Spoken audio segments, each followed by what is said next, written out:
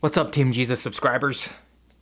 Well, I guess you don't really have to be a subscriber to be watching this.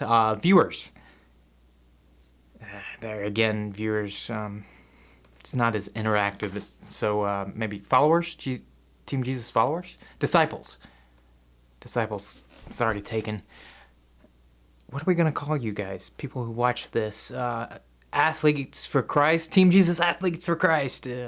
I don't know. Maybe you can help me decide what people who follow Team Jesus should be called.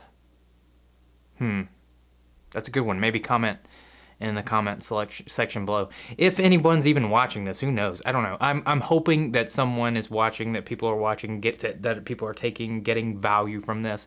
Whether you're competitive in sports or not, there is applicable life lessons, and that's the whole goal of this, to be able to show you that the physical aspect of it, as a physical training, applies spiritually. So it's good to physically train, but if you don't, there's still these lessons that can be taken away, that even without the physical experience, the spiritual aspect is still so valid. But for me, I just find that the physical experience, the going through it physically, it helps me to relate so much more spiritually. And this is our quick short training lesson today, and it's just really on point with my training for today. It's exactly what I was going through, and it just really hit me just how important it is that we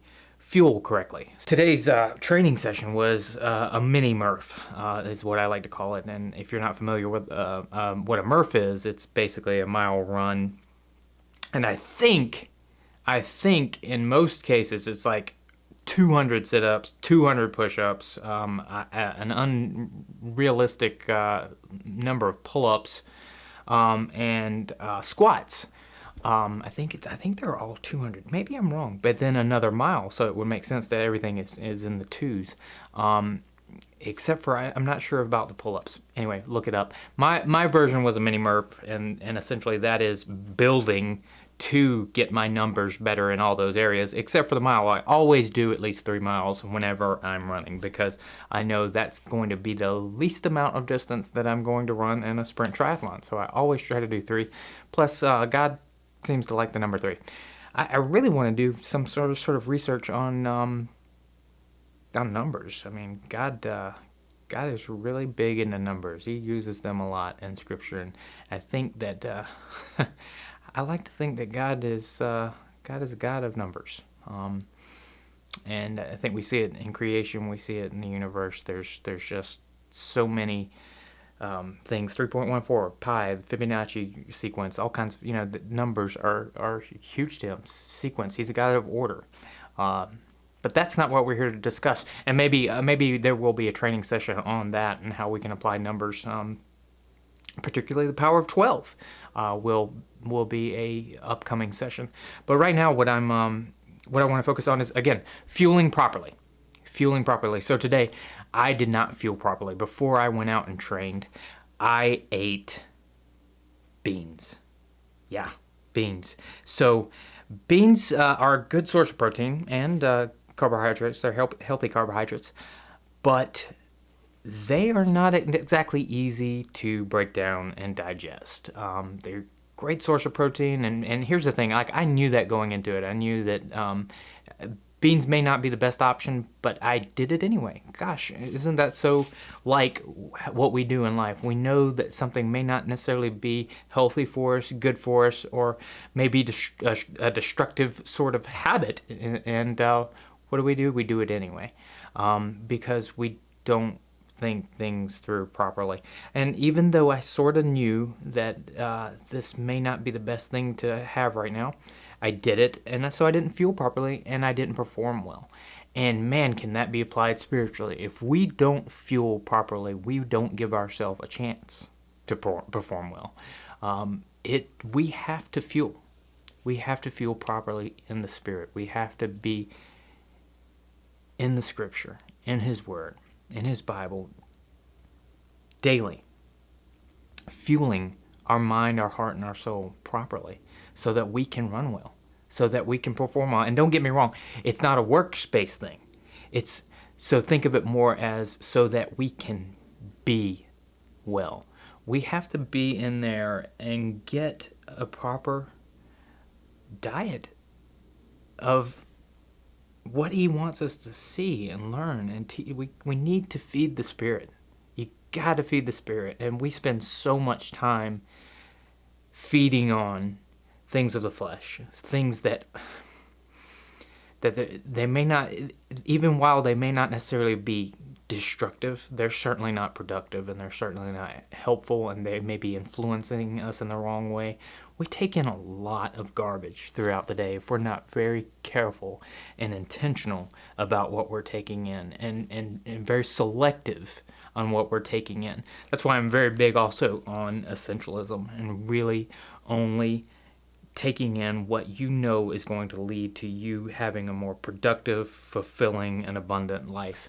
And that applies in sort of all areas of life. So, it may be very simple to understand when you put it in the physical aspect. And again, that's the reason why I like doing this, putting it in a physical training context. And it makes so much more sense applying it spiritually. So, in the physical, if you don't fuel properly, you're not going to perform well. That's just all there is to it. You have to get in a place of thinking of food is fuel, and you don't want to put junk fuel in your car, right? You wouldn't pour sugar in your gas tank. You wouldn't pour things that are going to get gunked up in the system, right? The same should be true for how we feed spiritually and what we're feeding on.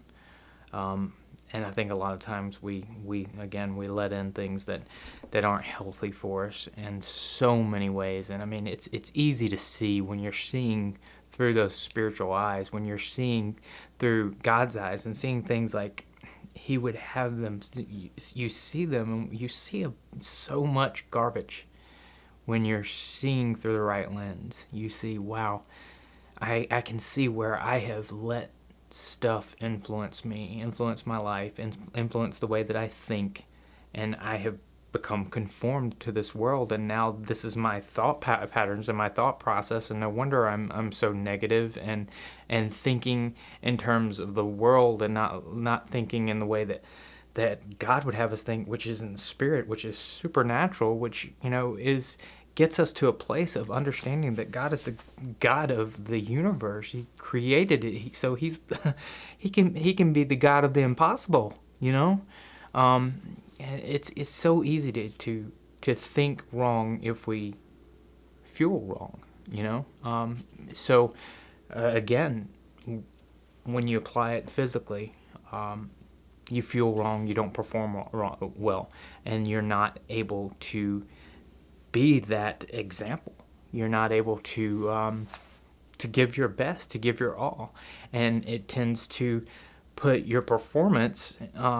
You start to think about yourself rather than being able to perform well. So today on the track, I didn't run well because I felt like my gut was expanding the entire time, like I wanted to explode. And the funny thing is I had the conditioning for it. I was totally fine in that area.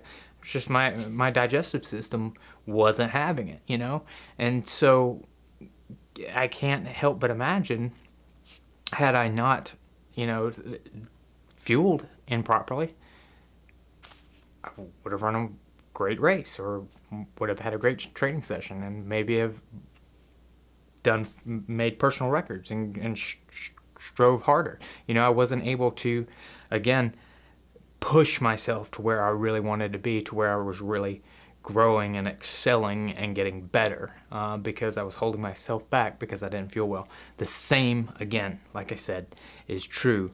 If we do not fuel well, if we do not put in the time and put in the good stuff, His Word, His truth, His promises for our life, if we don't fill up on that content, we're not going to run well.